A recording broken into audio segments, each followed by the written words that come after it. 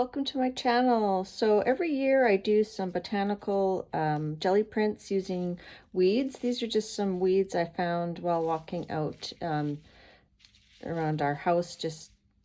They're not very fancy weeds, but I usually combine them with die cuts. This time I'm going to combine them with some masks from PM Artist Studios, and I've got various insects. And I got the idea from Diane Bell at Makers Facebook group hosted by PM Artist Studios. She combined botanicals with magazine image transfers, and I thought that would be really cool to try to do that together. And to make things a bit harder for myself, I'm actually working on a magical forest journal inspired by this Stamperia paper. So I've got some papers kind of on the go there, and I'm trying to keep it in a color palette inspired by their ephemera pack. And so that's kind of, where I'm going. I'm going to try to keep these colors similar, like golds, blues, light pinks, greens, metallics. So that's what we're shooting for. Some of these images that I got, they were just in a folder I had of people, so I'm not sure what magazines they're from, so they may or may not work. It's only 8 inches wide and it's about 12 inches high. So I've cut down this piece of Canson XL mixed media paper to roughly 11 3/4 by 7 across this way. And we're going to try to fill those up with image transfers and then find a spot in our journal for them. Now for this, I want the placement to be very exact. So what I'm going to actually do, let me just move my jelly plate over here. I got my big jelly plate so that the paper will fit on there. If I used my 8 by 10, I wouldn't get the whole thing. So anyhow, so I want these to be specific spots. So I'm going to use a bit of this non-permanent removable dots. They're just temporary. So they're actually quite large. So I'm going to try to cut them in half. These are a little bit tricky to cut because they're so sticky. There we go. So I'm going to just plop that on there. Okay. Just take that off. And then this one here.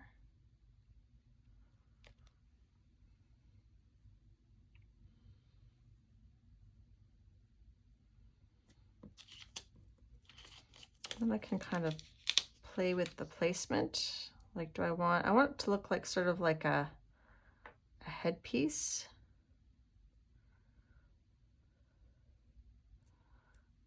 They're not the same size, these two masks, which is fine because it gives the maybe illusion of like some depth.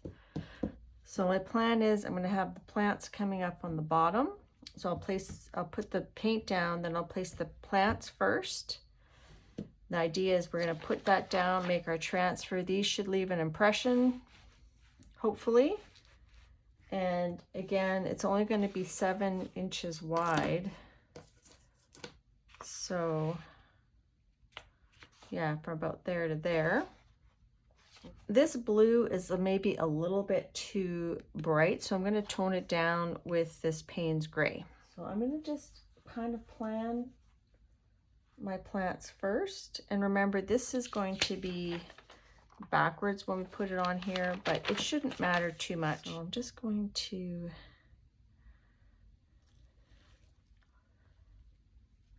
kind of just put a few things there. And maybe, I don't really have any flowers, but I do have these little chives, which I think might look cool. And I want, most of this covered. So let's put, so is that about 7 inches wide? Yeah. Okay, so that's the idea. So I'm going to try to remember approximately where those were, and I might change it up a bit. So I'm going to have to move fast if I want to get the plants down, this down, Yeah, and I should get some extra paper in case I need a bit more real estate to mop up the paint. I'm just going to use my trusted 4-inch brayer. All right, fingers crossed.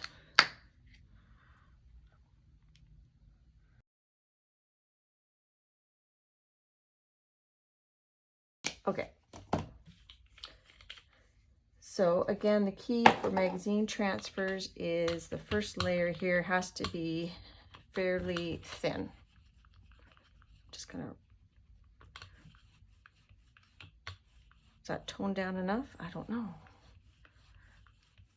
I feel like I need a little bit more Payne's gray.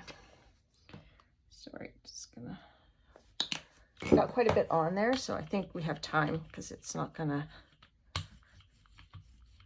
dry right away. Okay, so that's way too much paint, which is good for giving me a bit more time to work.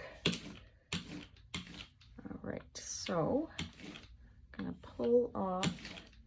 It's a fine line. We want enough for the transfer, like enough for the botanicals to show, but we don't want too much because we want the transfer to work. Oop. Technical difficulties off to the side. Okay, I think that's fairly thin. So we're going to put these down again, and I'm going to try to hurry.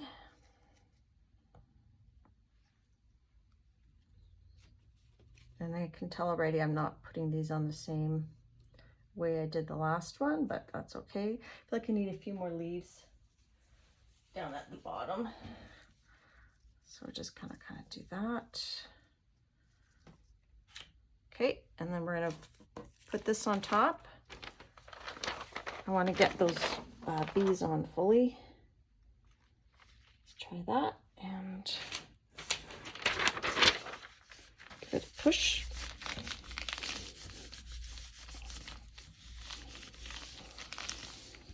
This is my first time trying this, so this might not even make the cut. I need a bit more paper. And I don't want to leave that magazine on there too long. Let's see if it's working. Is it working? There's the roses there. Don't really see her face. Give that a little bit more of a rub.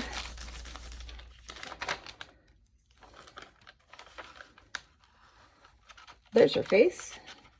Let's give the bottom part a little bit more of a rub. It's very slight.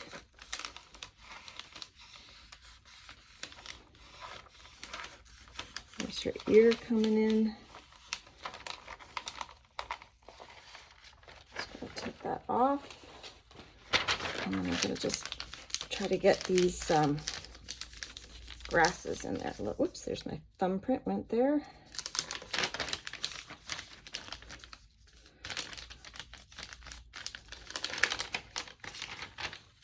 Okay. And before I forget, I'm gonna take my bees off of there before that goes in the garbage. Take off my sticky and we'll reuse that. I'm just gonna put it there for a minute. Oops. Okay. So there's our thing. The color's not really showing quite right, but we do have her there. So I'm just gonna lift these off. I'm actually gonna put them down here for like a secondary print.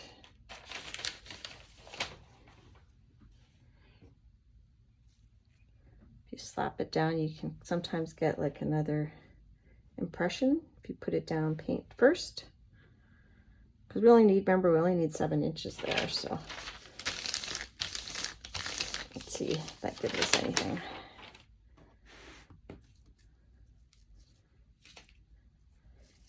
So I think eventually we'll build this side up with some colors. This is a little tricky to see there. I'm gonna just kind of smudge this line a bit. Not such a sharp line, so let's kind of just do that a little bit.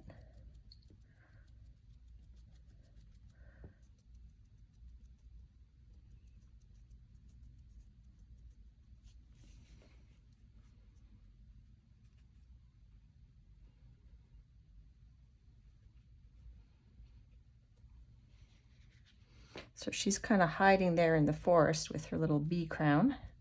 I'm looking at this, maybe we'll use some pan pastels for the rose, and maybe some fluid acrylic for the bees. And then we'll do an ombre to pick her up. I want to try to stay in my color palette. Let me think about that and we'll come back when it's dry. Okay, so I've decided I'm going to pick it up with this these two color shifts, the very soft pastel green and this green flash. I'm going to kind of do an ombre this way. I'm going to put some golden quinacridone nickel as a gold on these little bugs, but I'm going to colorize the flower and these little petals or little buds using my pan pastels. As I mentioned in a recent video, you can actually use makeup, and maybe I'll use the makeup in another part. So this is fully dry. Just use a little bit of the magenta for the shadowy parts, and then we're going to go to the lighter pink, and then we're going to go to that sort of flesh colored, because this color scheme is very muted, so I don't want anything too bright.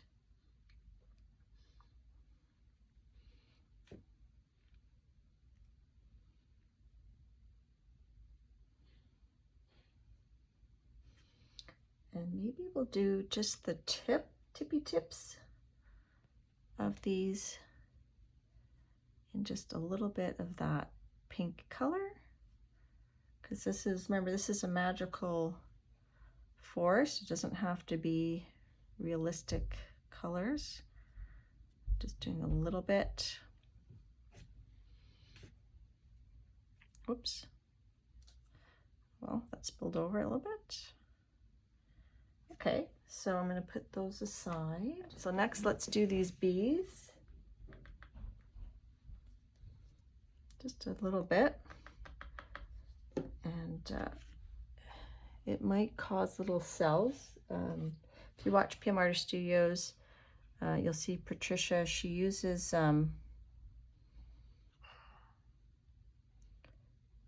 fluid acrylics quite a bit in her gel printing.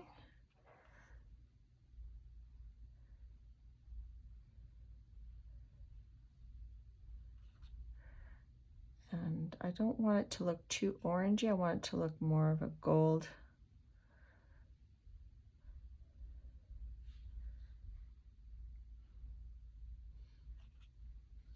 I'm wondering, should we do his wings? You know what, maybe we should do his wings with like a fluid green. That might look kind of cool.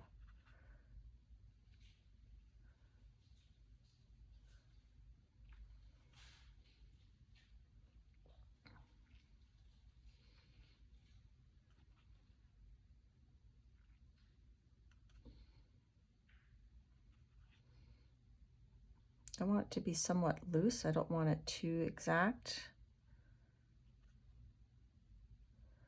I'm curious to see what this is going to look like. And maybe we'll bring just a bit of that color into some of these here. That might be interesting. Maybe a bit of these grasses, because I don't want to waste my product. That's how I roll.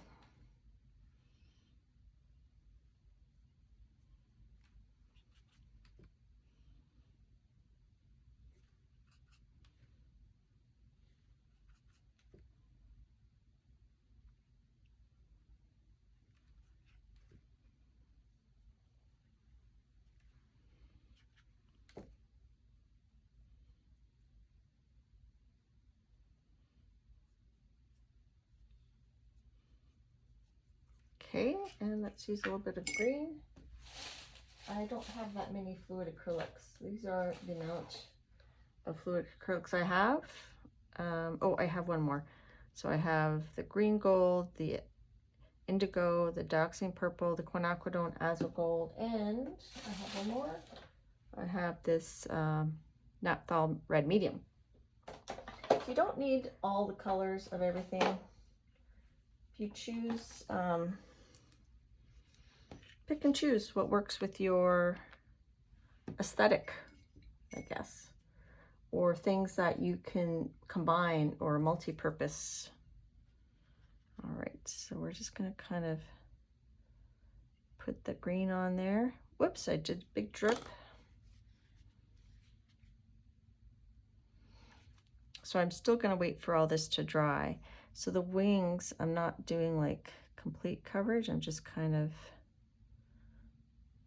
put a little bit into the body. A little bit into the body.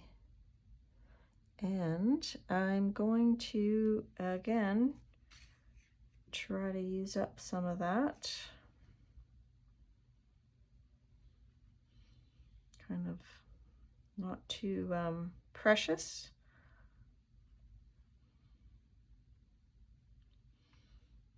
So she's going to be sort of a bluish color. I'm not making her a realistic skin tone. So I'm going to just hopefully that won't all dry up. Hopefully we can use it later.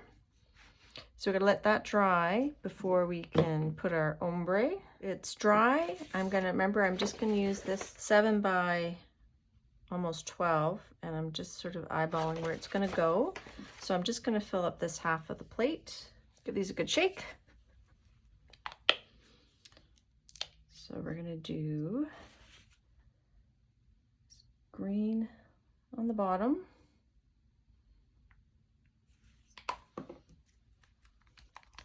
And this blue on the top. Put over here. It's not blue, it's green, pastel green. Let's do this. Let's do this. Okay, now I'm gonna pick up that green. Go over here. Go back up this way. And then I'm gonna leave it. I'm tempted to go over again, but then I think I'm gonna have lines. Okay, I'm gonna stand up.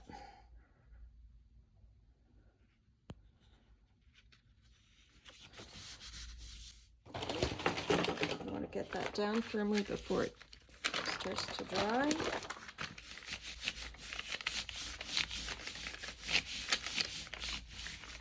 Especially those edges. I'm gonna give it a good rub.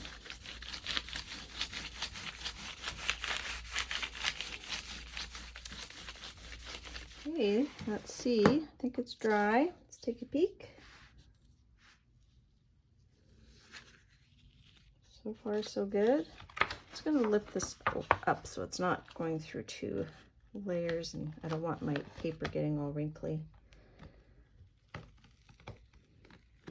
Okay, let's see. So you can't see it yet, but I'm thinking it's looking pretty cool. There we go.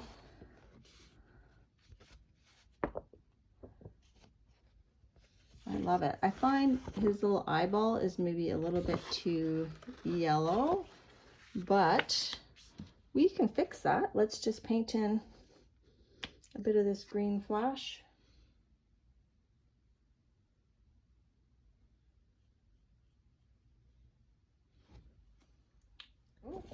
That's number 1.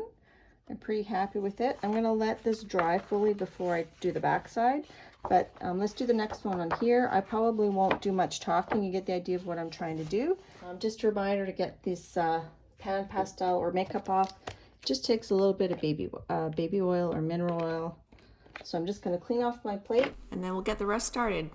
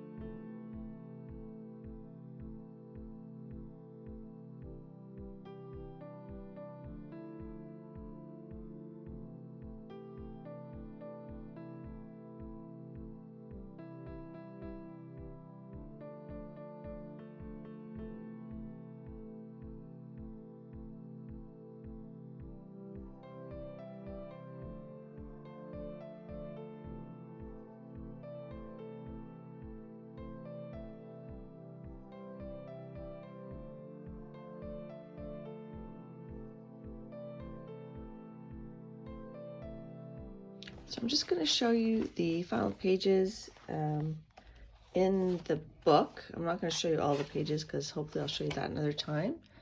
But here's the last one we did. And one of the benefits of using pan pastel on the Gelli plate is that the acrylic paint pretty much seals it in. The makeup or the pan pastel. So I mean, you could colorize these afterwards, but I like how it looks in there. You can see that's makeup. It's got a shimmer to it. You can see that. You could add details, but I'm happy with the way they look so far. I might add some shading later. You can see the muted colors that I'm going for in this journal.